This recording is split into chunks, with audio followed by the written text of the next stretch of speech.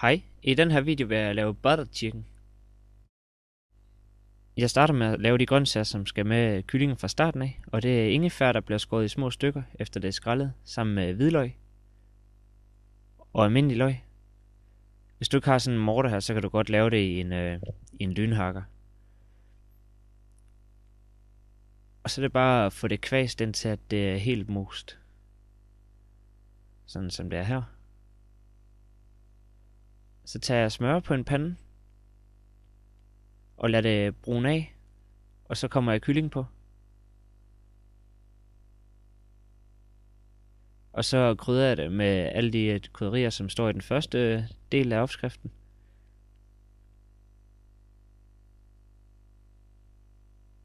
Og så den her løg og ingefærspasta, som jeg har lavet med i morteren. Lidt creme fraise.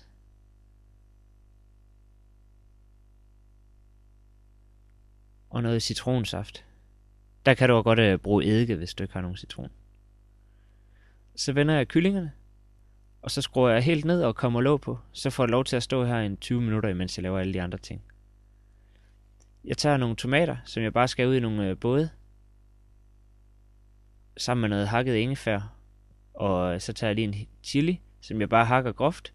Sammen med kernerne, så bliver den lidt stærkere retten. Og den blander jeg bare sammen med ingefær og tomater. Over på en varm pande med noget smør.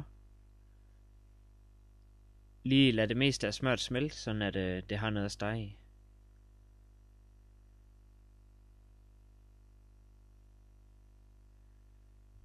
Og så skal det bare fyldes op med de krydderier, som der står på den nederste del af opskriften.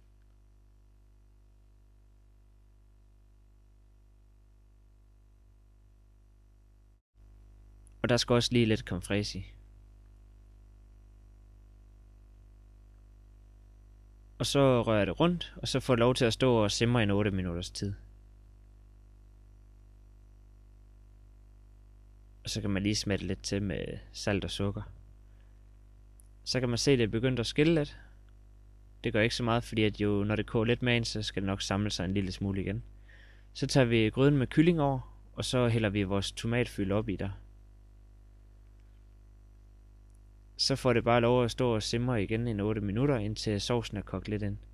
Man kan eventuelt jævne den lidt, hvis det er, at man synes, den er for tynd. Lige inden servering, der tager jeg noget frisk koriander og hakker groft. Og det drysser jeg bare hen over gryden.